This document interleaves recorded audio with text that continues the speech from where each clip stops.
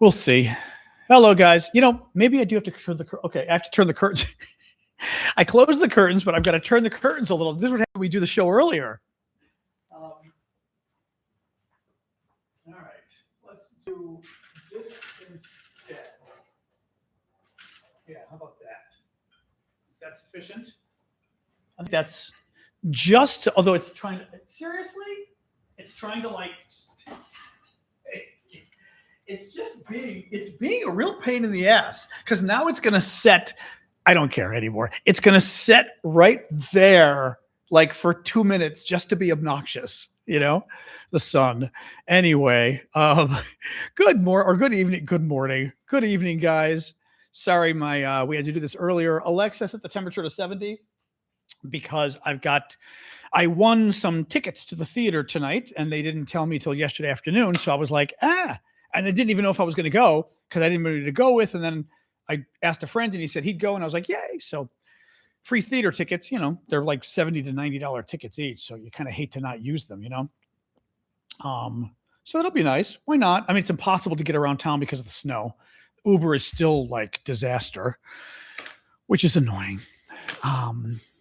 Exactly. Yeah, I'm going to see Melania. Yeah, going to see Melania tonight. That's not happening. Hello, TikTok. We're a little early tonight. Yes, I am not going to see Melania. I mean, I'd be curious to see it, to be honest, because of my political, work. But otherwise, not really. Good evening, Aileen. Well, at least for you Europeans, we're an hour early tonight. As I said, I'm going to the theater, this evening. So I got tickets yesterday afternoon. I won some free tickets to go to the Shakespeare Theater, which is nice. Very nice place here in town. Expensive. So all of my friends are out of town, or they're like Damien's working. My friend Matt's out of town. So I found another friend and I didn't think anybody would want to go. So another friend who was interested in going. So I was like, yes. So, I mean, in the end, I probably would go alone, but I hate going to things alone. I probably would because they're not cheap tickets. I mean, they're, like I said, they're like $70 to $90 tickets. So get those things for free, use them, Anyway. All right, guys. So that's why I'm early. Anybody who's asking, feel free to jump in and let them know. I've got tickets to a show tonight. It's not Melania. Anyway, good evening, guys. So yeah, we'll do this for about an hour. Because Uber is such a disaster in this town because the snow is still a mess. I'm going to have to leave for this damn thing early tonight, even though it's only 20 minutes away. I'm going to have to leave 40 ridiculous early, unfortunately. So, anyway, good evening, everybody. How are we doing? I'm John Aravosis, my show. We're going to talk about the latest news from America and beyond. There's a good amount of news again tonight. You never kind of know how quickly we're going to get through it because sometimes I think we just, it goes through more quickly, but we'll see. Anyway, with no further ado, we'll get started.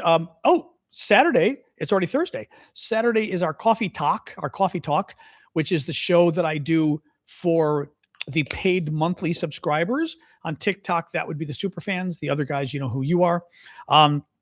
But I do a special show on Saturday as a thank you for the monthly subscribers. So anybody who wants to join us, please do. If you're a super fan or a subscriber on TikTok, etc., on YouTube, Discord, blah, blah, blah, everywhere. And feel free to become a super fan on TikTok if you want to. And I'm going to yawn at you because the dog got me early. Oh, sorry. She got me up very early today. But beyond that, please keep the gifts coming and let's get rolling. So January, the U.S. economy, January was the worst month for job cuts in the U.S. since the 2009 Great Recession. Layoffs were way up. Hiring was way down. Not good news for Donald Trump or for any of us. The ICE reform proposal, the latest proposal from the Democrats about reforming ICE is in. I want to read this to you. As you know, the budget for ICE and for Homeland Security, which is the agency that ICE is a part of, the immigration, is up in the Congress right now.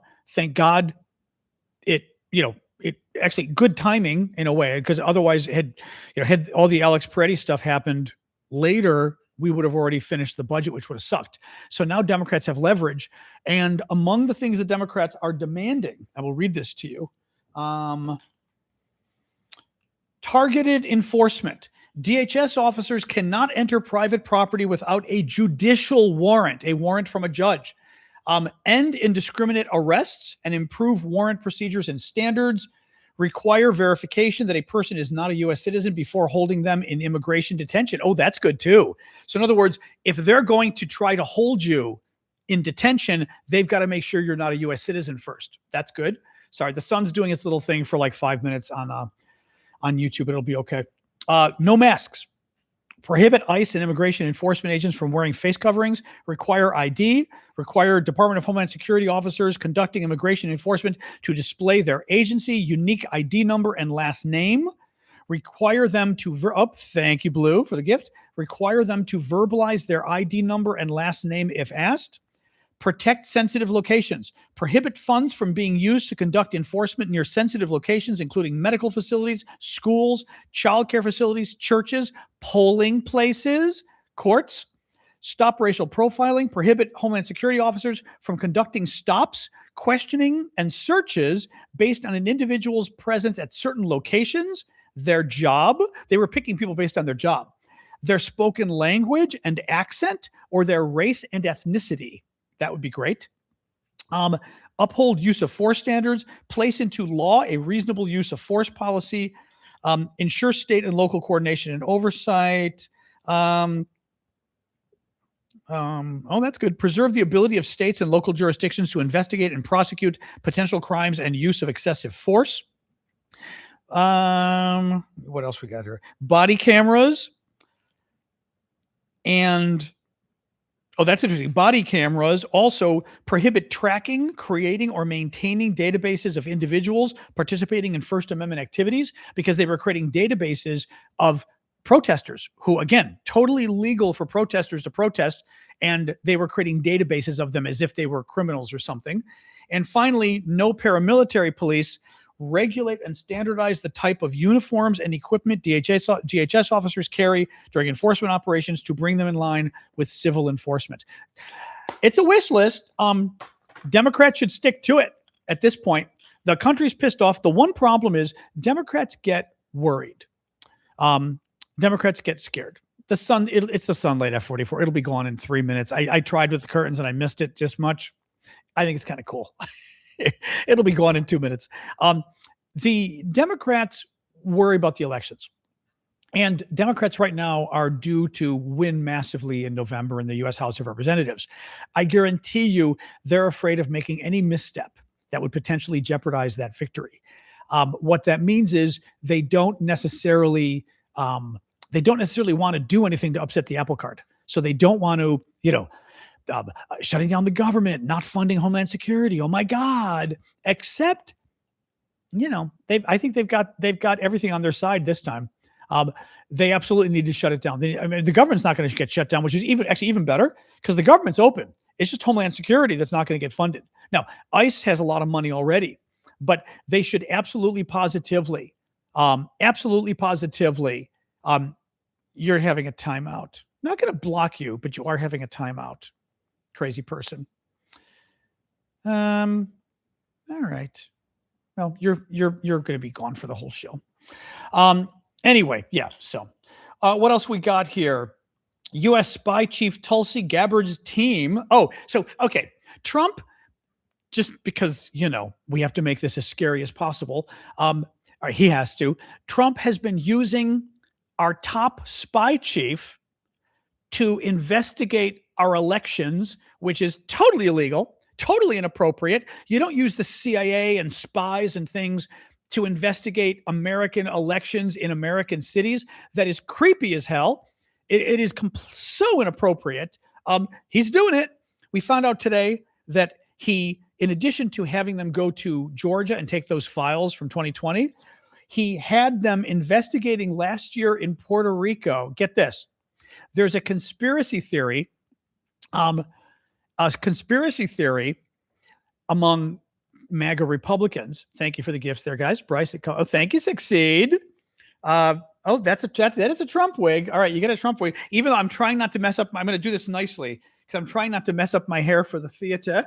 Here, we'll put it on. I will put it on nicely. um, there we go. I don't want to mess up my hair. The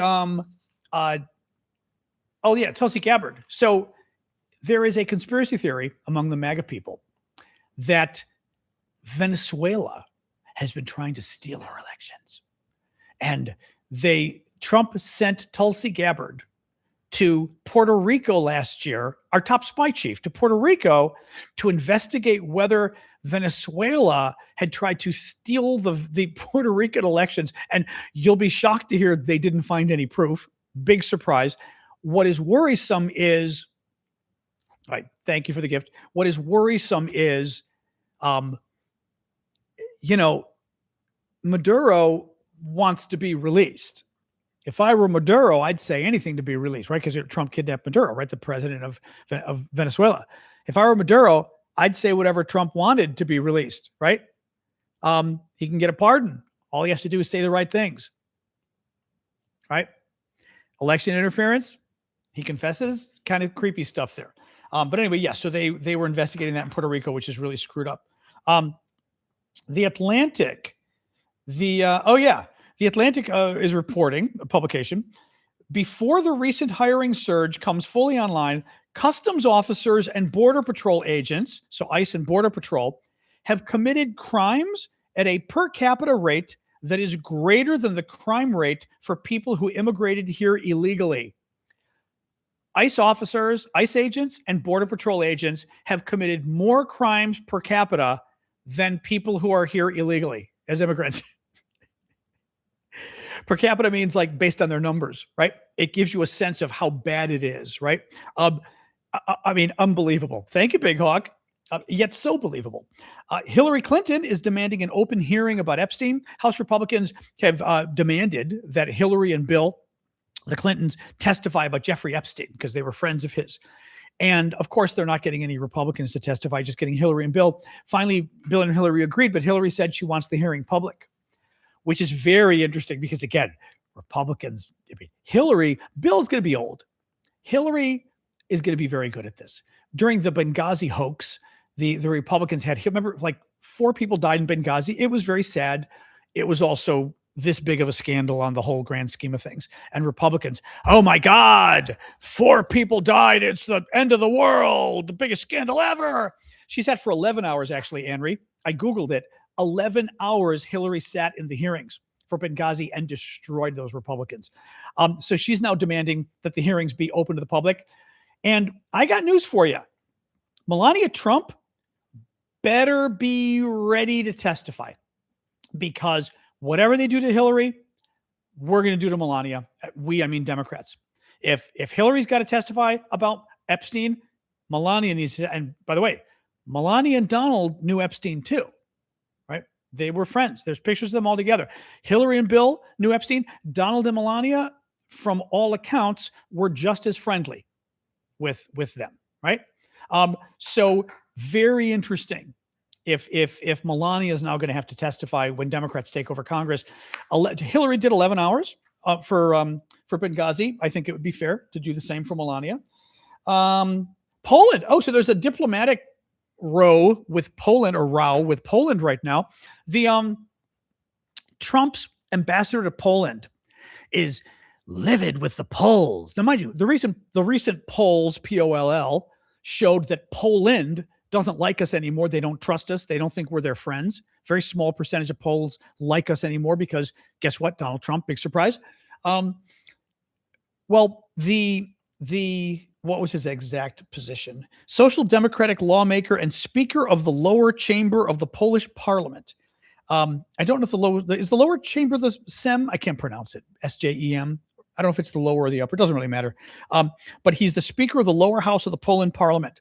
And Trump's people approached the Poles and wanted them to support Trump's bid to get the Nobel Peace Prize. Guys, he's using U.S. diplomats around the world to try to put pressure on the Nobel Committee.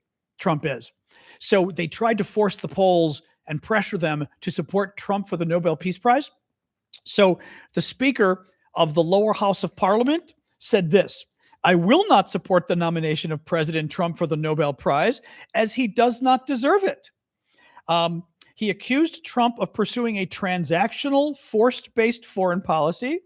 Speaking at a press briefing, he warned that the global security order is weakening and urged Europe to take greater responsibility for its own defense, noting that the United States has signaled plans to scale back its presence on the continent. He cautioned that many polls hope that these developments would spare the country is wishful thinking. We will not serve as Trump's forward stronghold, nor as an unsinkable U.S. aircraft carrier. This is an illusion of a special role for Poland in relation to the United States. So the ambassador went crazy and wrote this horrific message to the Poles, threatening them. He's cutting off relations with the speaker of the Polish House. He's not going to talk to him anymore. And so the prime minister weighed in. Prime Minister Tusk of Poland weighs in and says that allies should respect. He says, Mr. Ambassador Rose, the U.S. ambassador, allies should respect each other, not lecture each other. At least this is how we here in Poland understand a partnership. So we now have a rupture in relations with Poland, which is one of our top allies in Europe. We're going to talk in a minute about why that's so dangerous, because many of the European experts say that there is a greater likelihood of war with Russia in Europe because of what Trump is doing with our relations with all of our allies. It's not rocket science. If America is having fights with its allies, if America is making its allies hate us, if America is threatening to go to war with our allies over Greenland, then the Russians say, maybe America isn't going to come help the Europeans if I invade Europe from the east. And we're going to talk about that in a minute. There's real concern that the Russians could go to war with Europe in as little as a year. That's a story we're talking about in a little bit. What else have I got here? France, this was interesting. France is sending out advertisements to lure American scientists to move to France. You gotta love them, Oh, okay. All right. Sorry, my friend. Let me find this. France is trying to steal American where is this? American scientists and research, and I don't blame them. This was French embassy in the U.S. In France, we believe in science. That is why on May 5th, I issued a clear and open call to the world for science. Choose France. I am very proud to see that this call has resonated so strongly. Around 40 leading researchers have chosen France through France 2030. Blah, blah, blah, blah, blah. Okay, stop with that. Will you stop with that? Hold on. Oh, my God. Unbelievable. 1 second here. Just go away. Just go away. Go away.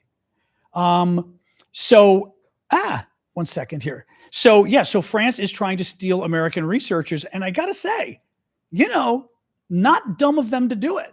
I mean, basically, they're seeing that the Trump people have turned on science. The Trump people have cut scientific funding across the board, right? The disease funding, mRNA vaccines, everything else.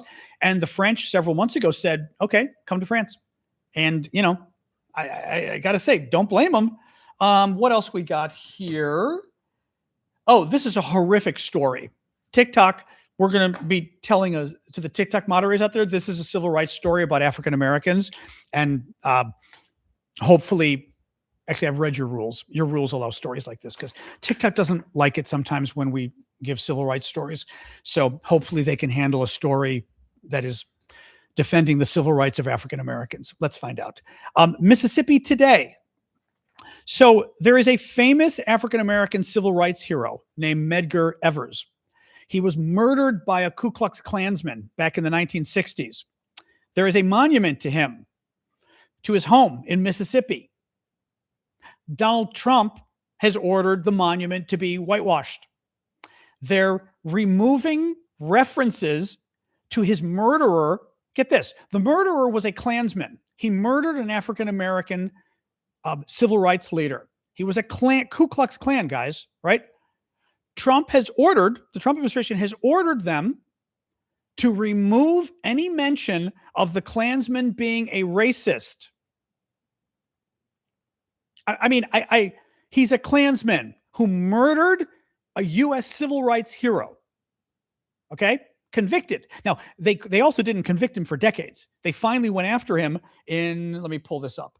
It took 31 years before Mississippi, because Mississippi, right? It was a very racist state at the time. Well, certainly at that time. It took 31 years for them to convict the guy. And Trump and his people have ordered the monument and the museum to Medgar Evers, this African-American civil rights hero, to no longer refer to the Klansman who murdered an American civil rights hero as a racist. Let me find a little more here. There was something else in here too. Hold on.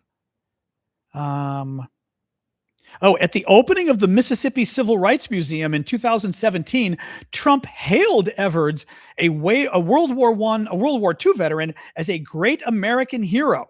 But in the wake of his 2025 executive order, the U.S. Army removed Evers and others from a section of the Arlington National Cemetery website that honored Black Americans who fought in the nation's wars. Now, you'll also recall that as part of Trump's war, they call it a war on DEI. It's a war on civil rights. The Trump people also banned any mention of the Tuskegee Airmen in military teachings. It was finally reversed because it caused such an outcry. The Tuskegee Airmen, you may or may not be familiar, were famous African-American pilots during World War II. There are several. I didn't know about the movies. You guys have told me there's several movies about them. And the Trump people ordered that any teaching of the Tuskegee Airmen be removed from I think it was the Air Force Academy. They didn't want to teach our pilots about historic pilots because they were Black. Okay. What else do? They mentioned Arlington National Cemetery. Arlington Cemetery was segregated. Well, I guess it still is, unless you dig up the bodies. Was segregated. Blacks and stuff, of course, were not given prime real estate. Well, when our country advanced and recognized that racism was bad, the website for the Arlington Cemetery is our big national cemetery in the DC area, right? There's many cemeteries, but the big one, okay? Arlington National Cemetery had a description on the website, a map, so you could find the graves of African Americans and Latinos and others who were literally segregated in the cemetery. Trump had them remove it because we shouldn't be singling out Blacks. Trump's people are saying. What else did they do? They removed the mention from the Pentagon website of an American Indian native, but this tribe uses the word Indian, Native American, but they use the word Indian. So I'm trying to be accurate. And so an American Indian, right? You guys have his name. I'm forgetting his name because I didn't re-Google all of this before the show, but he was a Marine. He was one of the Marines who lifted the flag at Iwo Jima, which is a very iconic Ira Hayes. Thank you, David, for finding that. The Trump people removed the mention of Ira Hayes from the Pentagon website.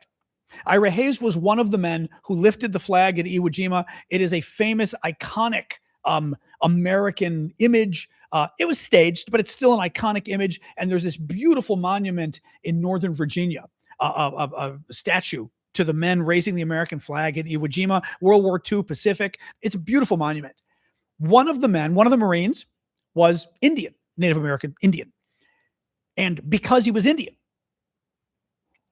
the Trump people got rid of his biography on the Pentagon website because the biography noted that he was Indian. Yep.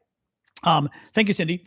I know somebody with the federal government who I was first time I'm telling this story because I wanted to be careful that he was safe.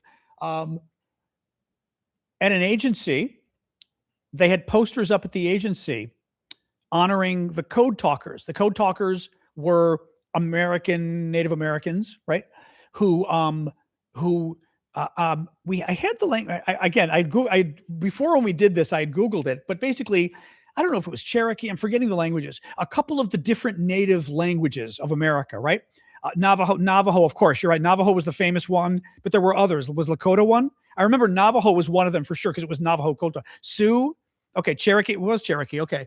So they used several of these tribes he was a Pima Indian. Thank you, Amanda. Thank you. Ira Hayes was a Pima Indian. So they used several of these tribes to basically fool the Germans and the Japanese. Not fool them, but they would speak over the radio or whatever, but they would speak their language, Cherokee, Sioux, Navajo, Lakota, whatever.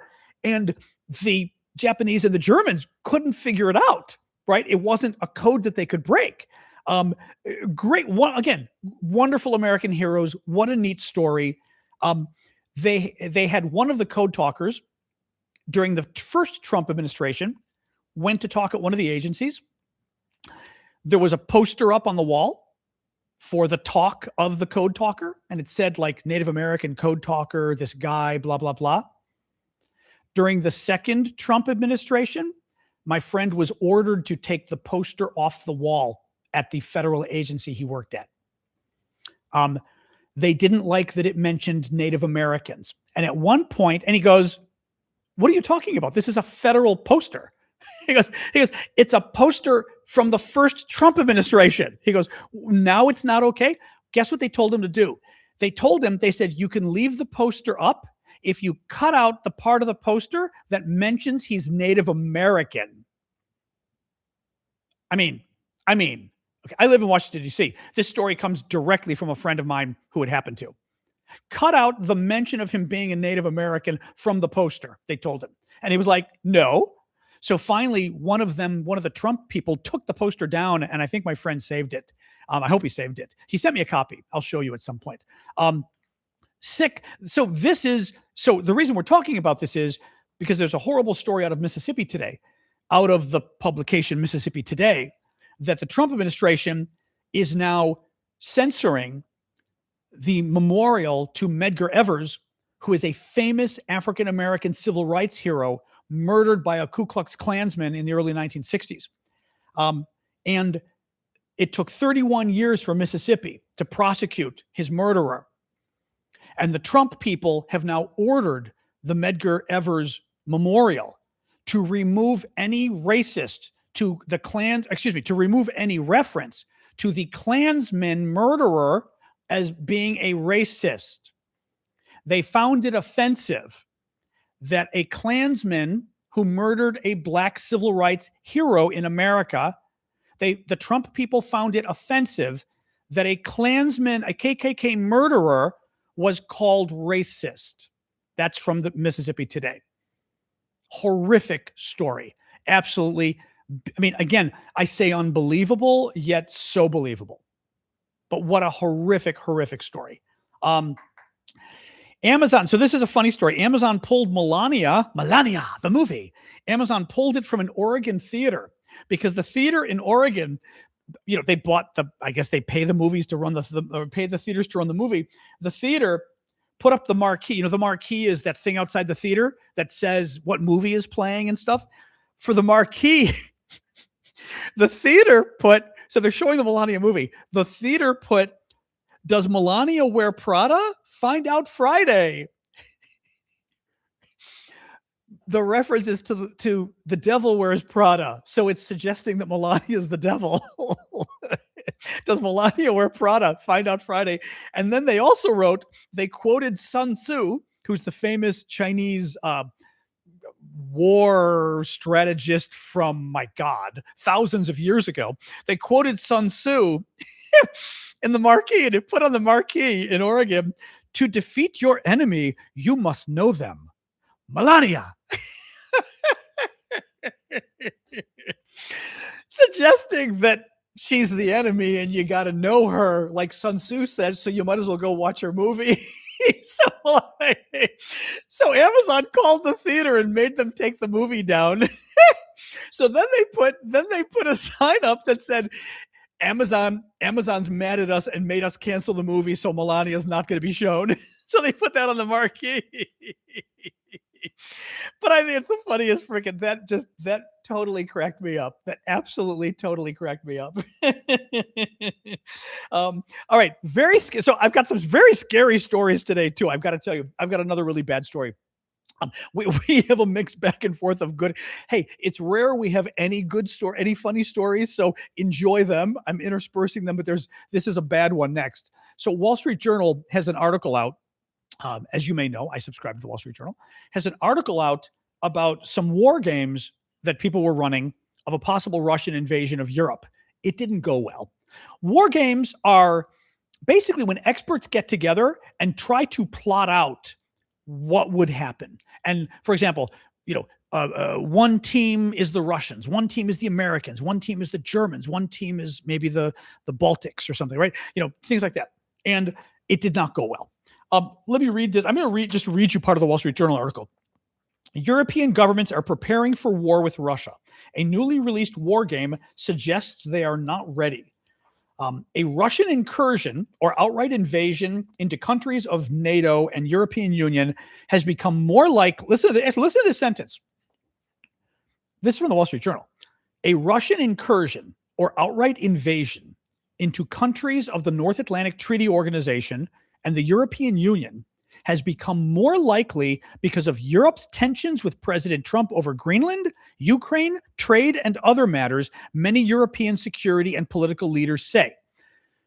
The Wall Street Journal says many European political and security leaders, national security leaders say war with Russia is much more likely. A Russian invasion is more likely because of what President Trump is doing to relations with Europe.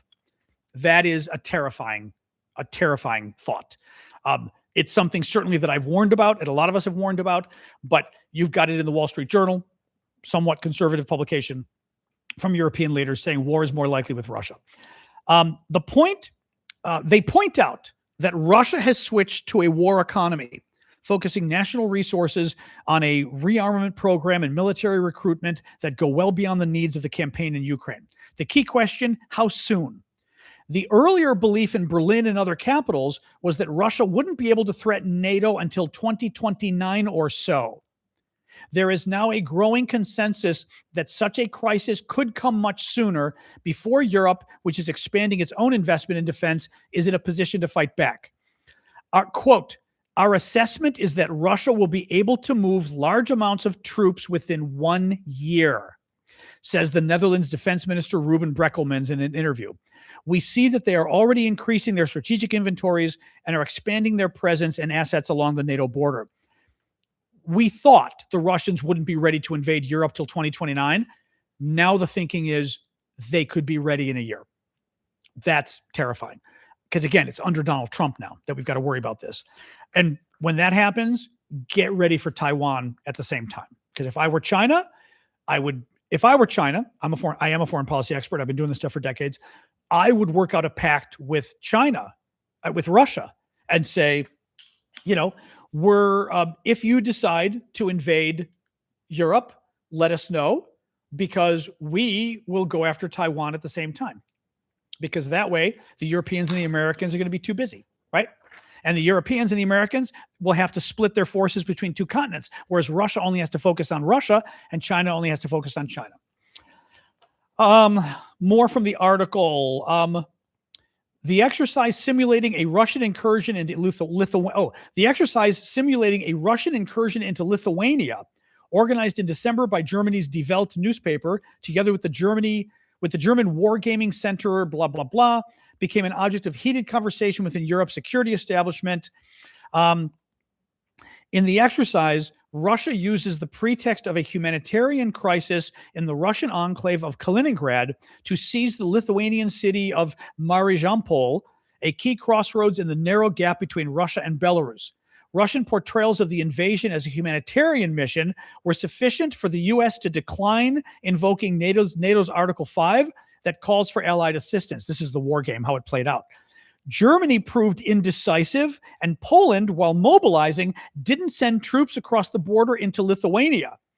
The German brigade already deployed to Lithuania failed to intervene, in part because Russia used drones to lay mines on roads leading out of its base. In the war game, absent American leadership, Russia managed within a few days to destroy the credibility of NATO and establish domination over the Baltic countries by deploying an initial force of only 15,000 troops. Yeah, that's fun. Now, it's just a war game, but it's a war game of all of the experts getting together. And basically, like I said, you basically take these military experts and you say, okay, you represent the Americans, you represent the Russians, you represent the British. And, as each person does something, we're going to say, okay, what would you do in this situation? And the people representing the Americans bowed out. The people representing the Germans kind of bowed out. The people representing the Poles bowed out. Like all these groups that we thought would go to war kind of went, maybe, maybe not. Thank you, Bill. Keep the gifts coming, guys. Good news. Elon Trump. That was cute. Elon Musk cut off Starlink to the Russians. The Russians were getting illegal access to Starlink internet, satellite internet. They were using it to attack Ukraine.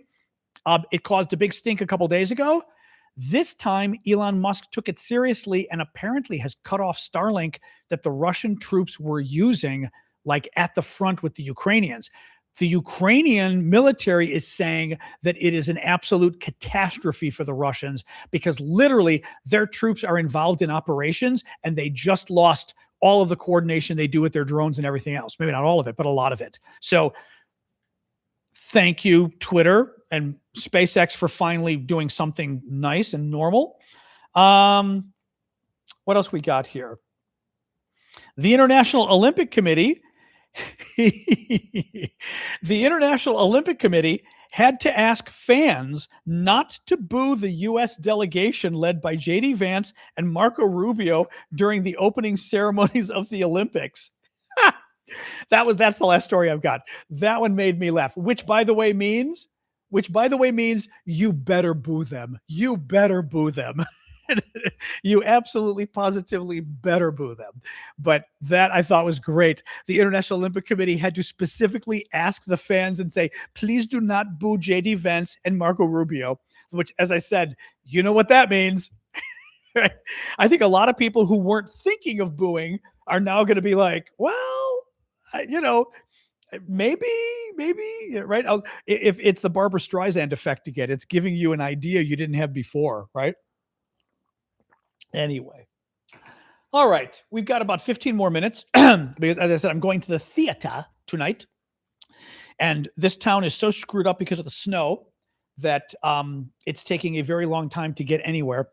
So I'm going to have to probably, my UFO, my red UFO, I'm going to probably have to leave ridiculously early. Thank you, David, which is too bad. We're going to, it's very weird. It's something called Paranormal Activity. It's based on some TV show, but they turned it into a play.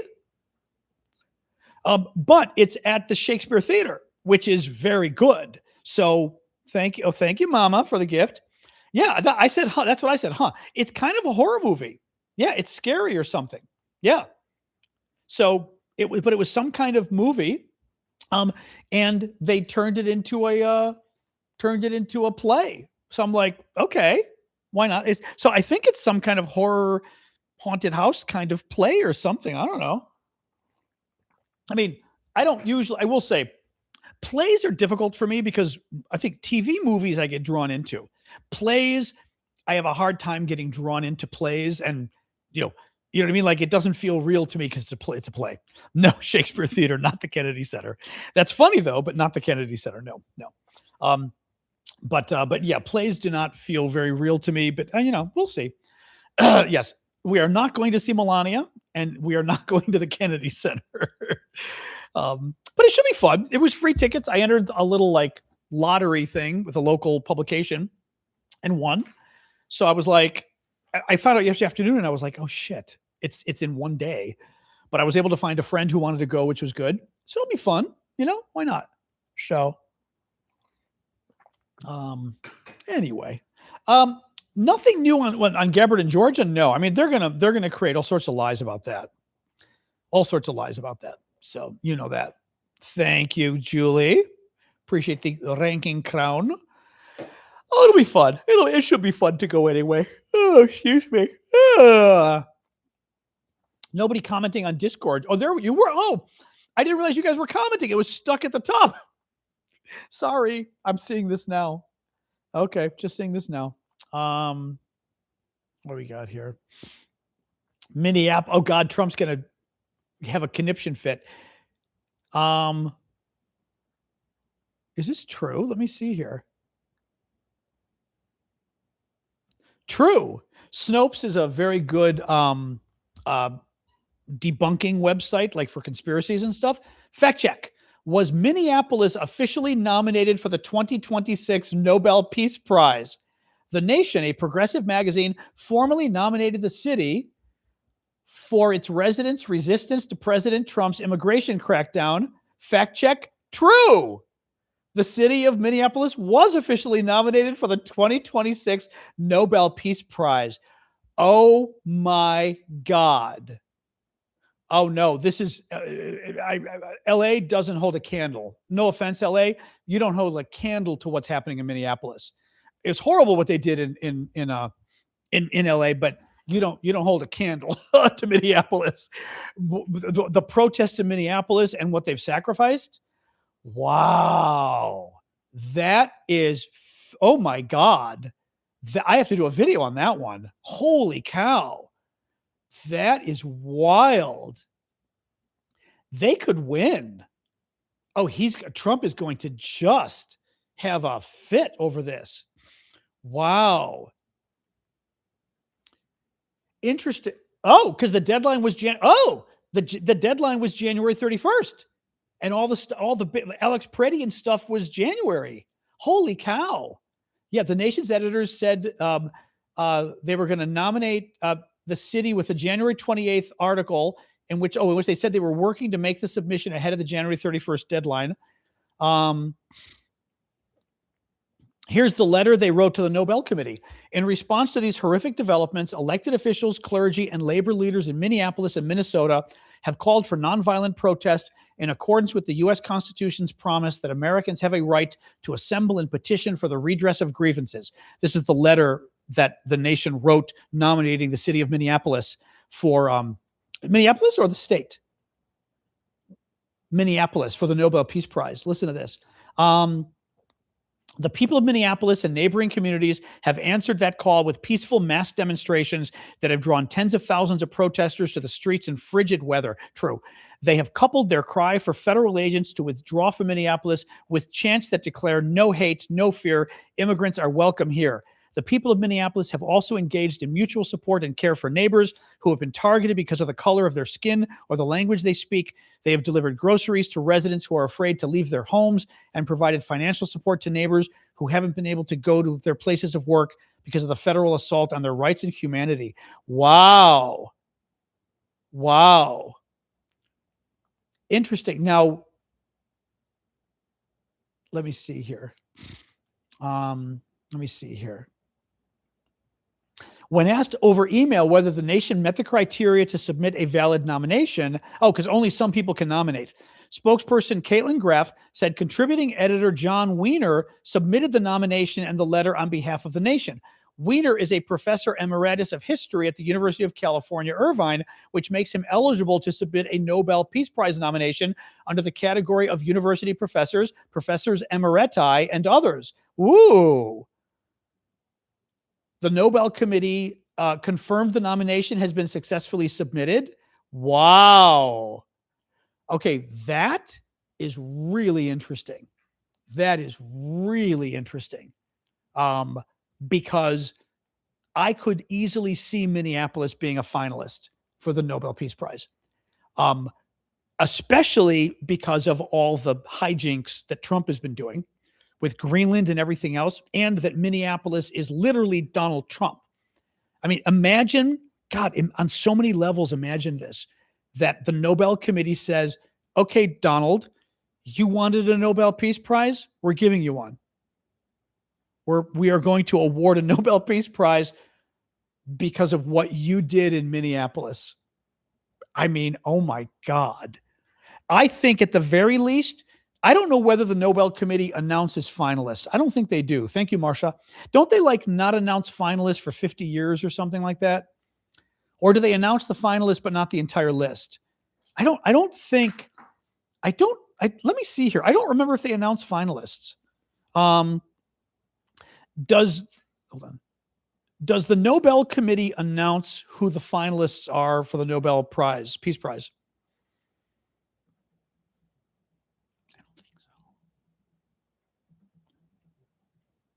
Nobel Peace Prize finalists have not been officially announced. The nomination deadline was January 31st, 2026, and the winner will be revealed in October 2026. That's not my question. My question is, does the Nobel Committee ever announce who the finalists are? No, they don't. The Nobel Committee keeps nominations strictly confidential for 50 years. So while we often hear speculation or public guesses, there's no official shortlist. That's what I was saying. I thought it was 50 years. Yeah. Thank you, Wandering. Appreciate that. I thought it would be 50 years. Yeah. I think thank you, Marcia. I think that's a fascinating, it was sassy. That response was sassy. That was like, boom. That's a fascinating nomination. Really allowed. Very specific. Previous winners, university professors. It goes through sort of who's allowed to nominate. Yeah. Wow. Nominating Minneapolis for the Nobel Peace Prize. And again, they're not wrong. I mean, the temperature has been below 0 Fahrenheit, right? Which is like, oh, Gar, you're going to be leaving us, because now you're spamming. Not good. You were doing that earlier. Don't do that. They're going to get you. Yeah, exactly. Flying medic. Yeah, wow. Very interesting. Now, again, it depends. I don't know. I'm trying to think who else last year, like what other things were done that potentially could get a Peace Prize. But the people of Minneapolis, it's a very interesting nomination. Now, it will piss Trump off, but I think if you're the Nobel Committee, you say whatever, right? It's going to piss Trump off. That's not allowed to either be pro or con. But just because, the temperature that they've been protesting in, the support for the community that I wasn't really aware of, the buying the groceries and stuff, giving their lives for this, which Alex Preddy and Renee Good did. And again, doing it in below 0 Fahrenheit, which is like, we were saying, what is it, -12 or -15 or something crazy Celsius? It's these temperatures that these guys are protesting in is insane. Absolutely insane. Wow. Yeah, that would be, oh my God. Trump would just, like I said, have a conniption if Minneapolis got the Nobel Prize. And then we could say, Donald, you got your Nobel Prize. You wanted to be responsible for a Nobel Prize. You are.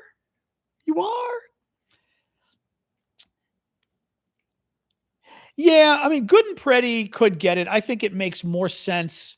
It makes more sense to have it be the city and they're part of it. That would be my argument. 0 Fahrenheit is -17, Gunther says. Yeah, -17 Celsius. These guys are protesting in -17 Celsius. My God, right? It was actually, it was cold. It was, I think, colder than that at one point, but yeah, like insane,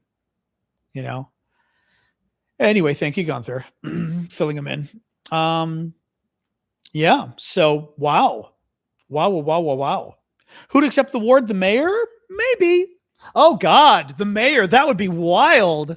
Mayor Jacob Fry accepting the award on behalf of the city. Whoa. And the mayor would probably want to come with a coalition of people from the city if they'd let him, right?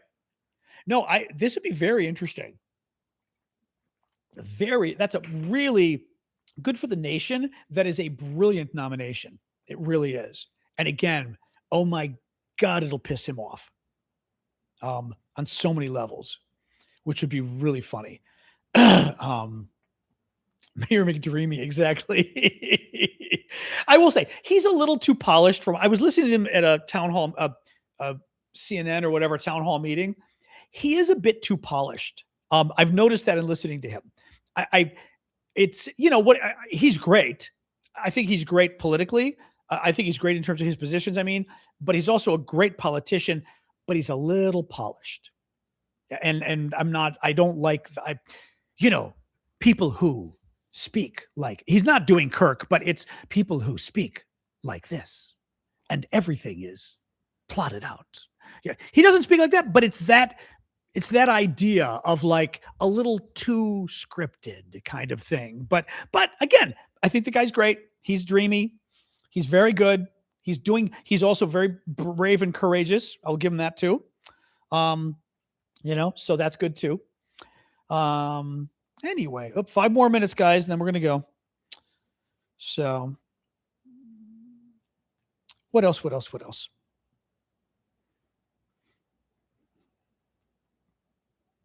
Yeah, the Savannah Guthrie stuff is horrible. That's horrible. Yeah. Very sad, obviously. Very sad. Oops. Thank you, Blue. Oh, was it Blue? Oh, somebody else got him. I was just going after the one guy, and you got him. You got him for me. You're doing good. Thank you.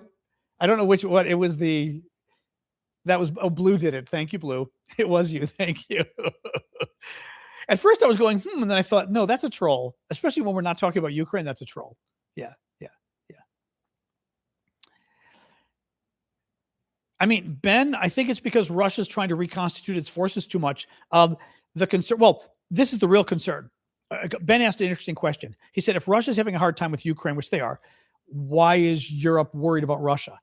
And I would put a finer point on it.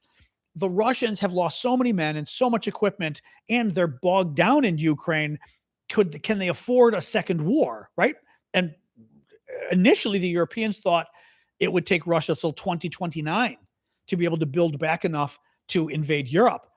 This war game they held in December, the Russian team was able to invade Lithuania and get this foothold, the Russians, a crucial foothold of European territory with only 15,000 troops.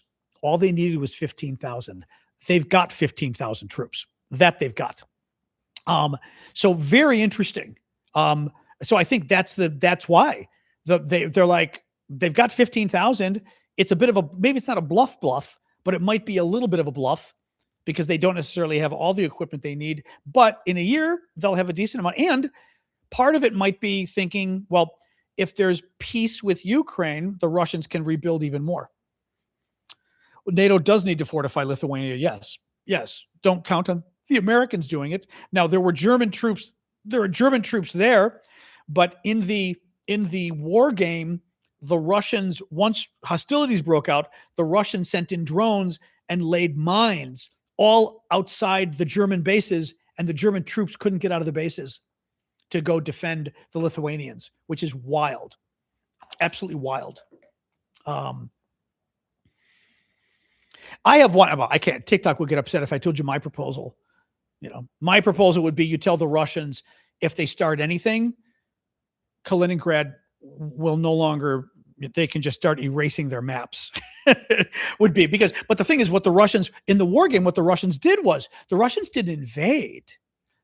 They declared a humanitarian crisis in their town. And because it's part of Russia, Kaliningrad, and they claim a humanitarian crisis, and they sent in troops to help their humanitarian crisis. Oh, and when they did that, they stopped in a few towns on the way and didn't leave. And again, right? Oh no, we're leaving. Don't worry. And right, does the West declare war? And it's a humanitarian crisis. The Russians overstepped, but do you declare war?